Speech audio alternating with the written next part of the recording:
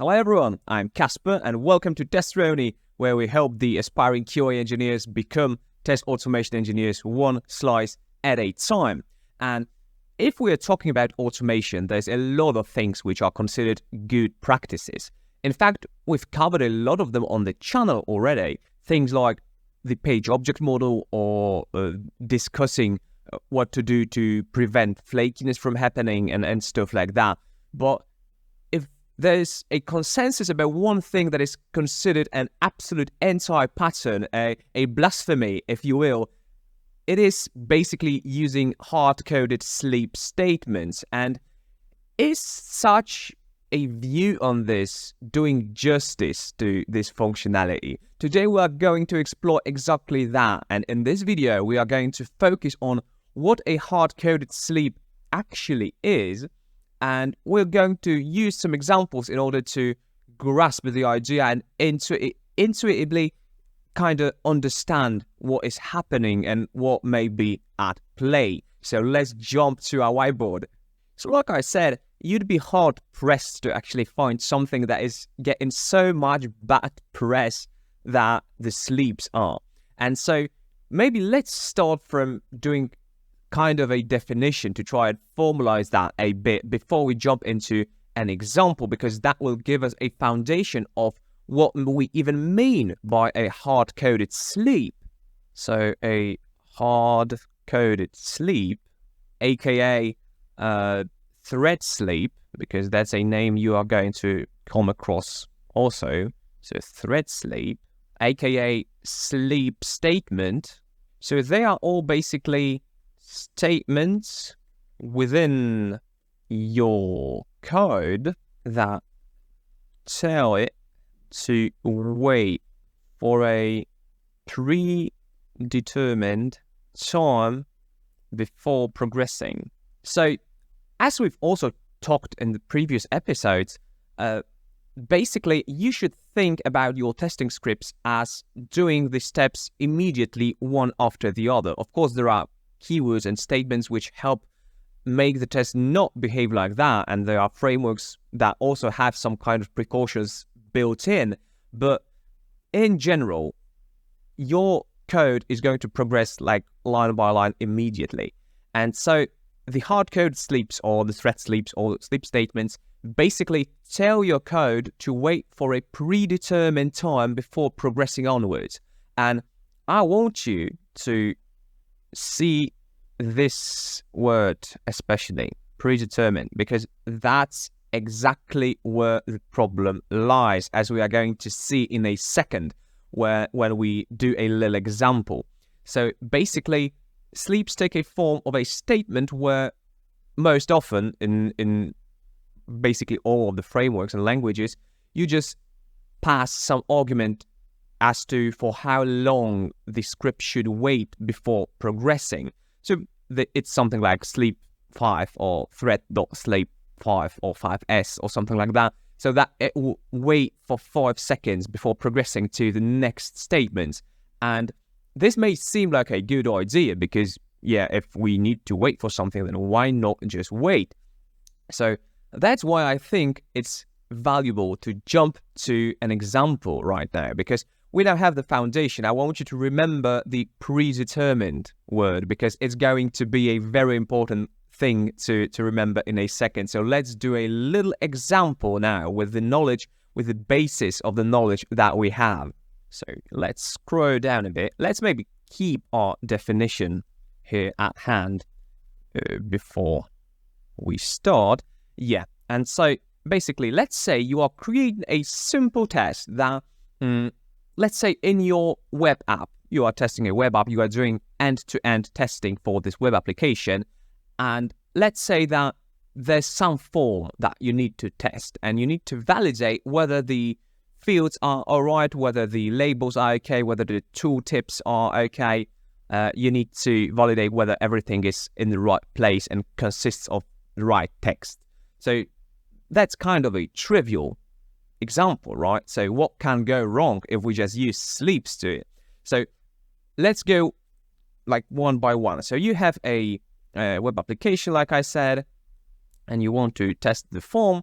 However, you observe through exploratory testing or through just trying to put everything in code and just seeing that it doesn't work like you thought it would, that usually when the page starts to load, there's, for example, the logo loads and some navigation bar and some links on the right-hand side, and the place where the form is going to be is still not loading.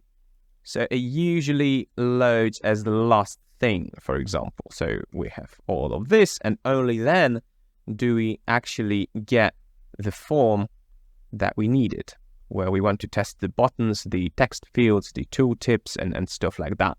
So sometimes it happens momentarily. Other times you may need to wait a little, and this causes kind of flakiness in your tests. We also have a separate video on flakiness, which I really recommend to understand the concept. So you see that sometimes you are getting pass, sometimes you are getting fail, even though it seems like it's working every time. However, you do some exploration and you find that actually sometimes in like 10% of the situations, this part, so the loading of the form takes up to 4 seconds. So you are like, okay, now I understand. I did the test case, I programmed my script, and it was just invoking the next statement immediately after the previous one every time. And the problem is that in 10% of the situations, it may take up to 4 seconds. Like that may be because of problems with like lagginess of the application, some kind of sluggishness on the side of the server, or something in the infrastructure, or you just don't know why, but it's happening sometimes. So sometimes it takes up to 4 seconds, and you may have also had different methods for arriving at that solution. You may have used like the network tab of the developer console, or you may have used your trusty stopwatch to just try and eyeball it and just measure it as if you are measuring a 100-meter dash. But either way, you came to the conclusion that sometimes in, say, 10% of the situations, it may take up to 4 seconds. Most often it's momentarily, but in some of the situations, it may take up to 4 seconds. So you say, okay, since we have a thing that like hard-coded sleep, thread sleep statement, or sometimes just sleep, let's just use it here, right? So I know that this is working, and I know that sometimes it may need a couple of seconds to load. So let's just inject a sleep statement here, right? Let's just do sleep 5, for example, here. So that our script is always just waiting 5 seconds to be on the safe side if you didn't make it to stop your stopwatch in time. And so you decide to put sleep here. And this may look fine and dandy. However, when we start dissecting this example, even though it's trivial, you're going to see how many problems you have actually caused. So let's use our red color, because we are going to be marking some mistakes in the thought process here. So first of all, you are doing sleep 5, right?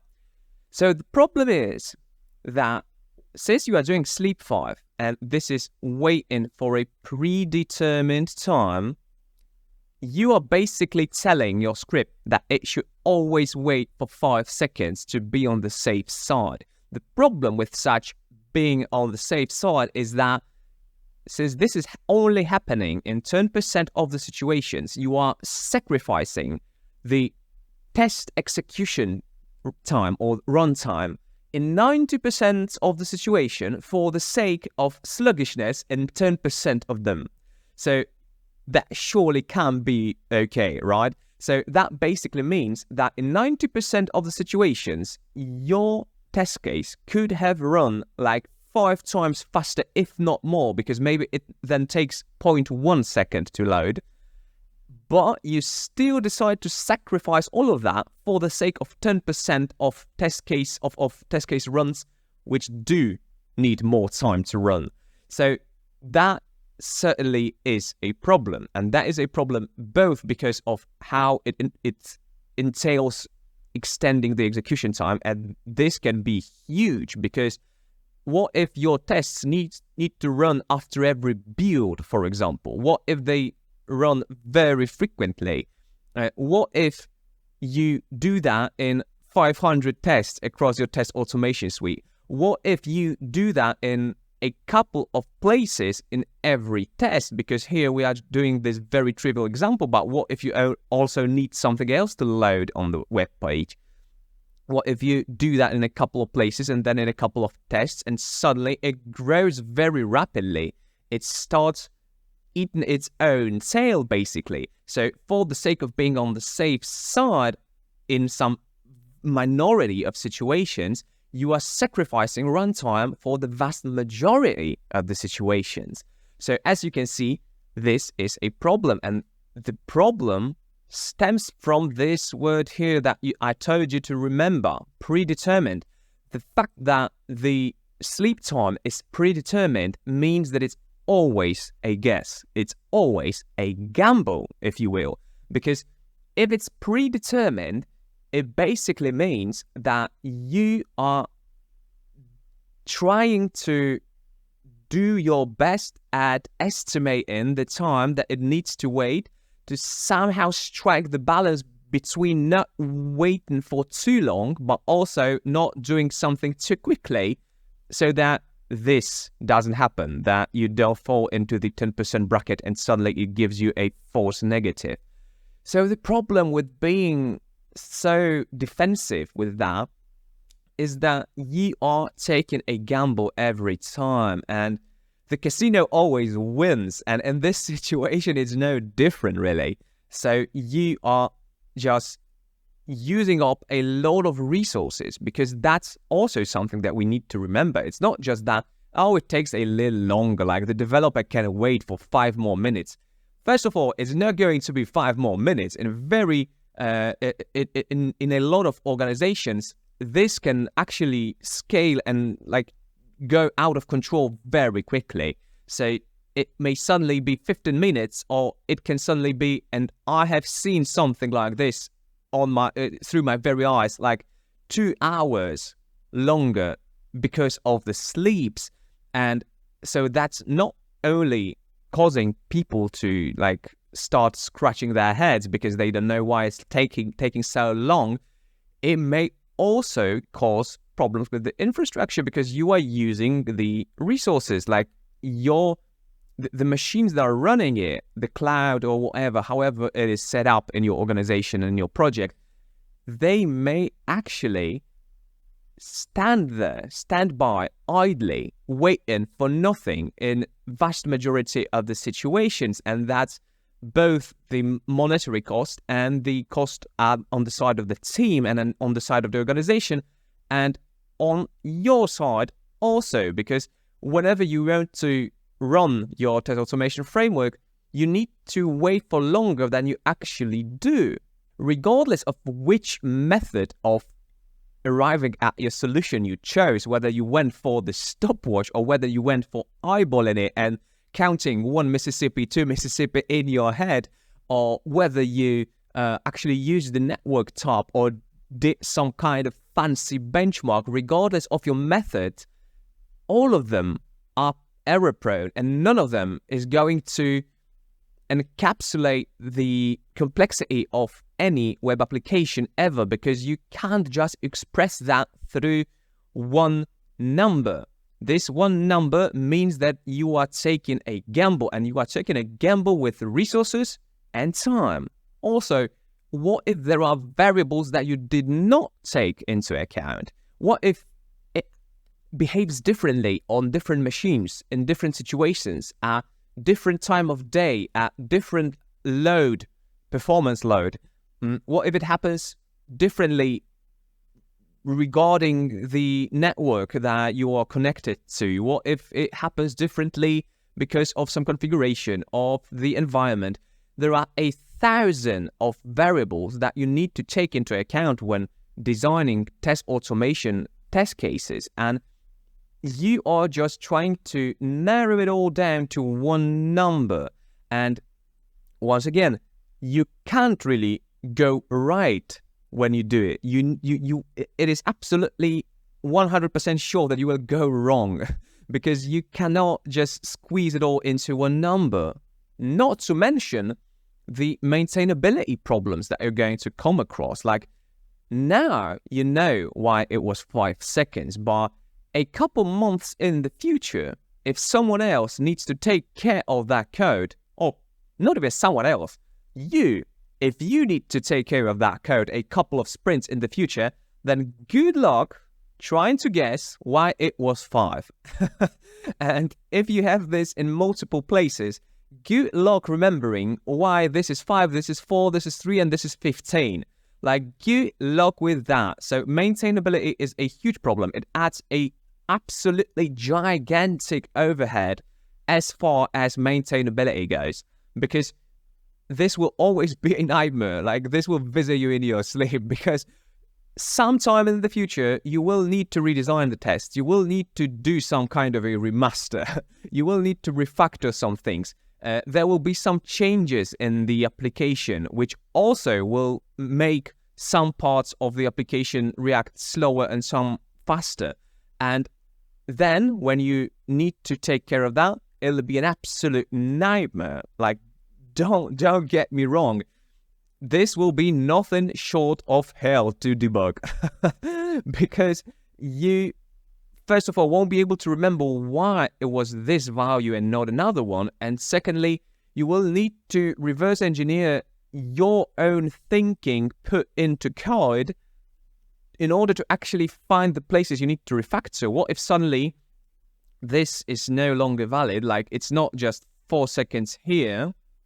Let's say that now you have some kind of intermediary step here that first of all something loads and then part of the form loads, and suddenly you don't need 4 seconds, but you need like 2 seconds and 1 second, like 2 seconds when something loads and then 1 second later. So then you need to somehow find this thing in order to refactor it so that now it's not 5, it's 2, and then the rest of the code goes, and then you get another sleep 1. And this can absolutely spiral out of proportion very quickly. Like, you cannot imagine how quickly it can take you from, yeah, it's a good solution, to, oh my God, let's just freaking demolish this whole framework and start anew because I have no idea what's happening. So, and these are just the examples of things that are the first to come to mind when we are talking about sleeps in test automation. There's a lot of different ones, and some of them would need another example to actually show. And actually, we are going to talk about all of them in the next video when we take a look at a bird's eye view over thread sleeps. So I hope that this definition and this example actually allowed you to both have some kind of a formal foundation and then to be able to see through the lens of this example intuitively what sleeps actually do in the code and what may be the repercussions of having them there.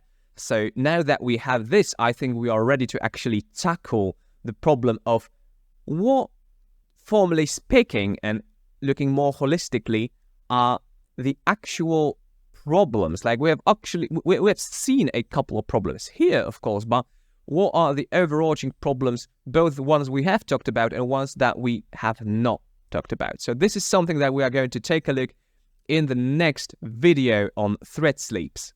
I hope that this helped you get your creative juices flowing in order to try and think of things which are beneficial, but also things that are disadvantages when talking about hard-coded sleeps. Maybe you already have some ideas about what may be the pros and cons. So please remember to leave them in the comments, and let's do it as a kind of a riddle before we jump into a more formal definition of what the problems exactly are. And we're going to do that in the next video.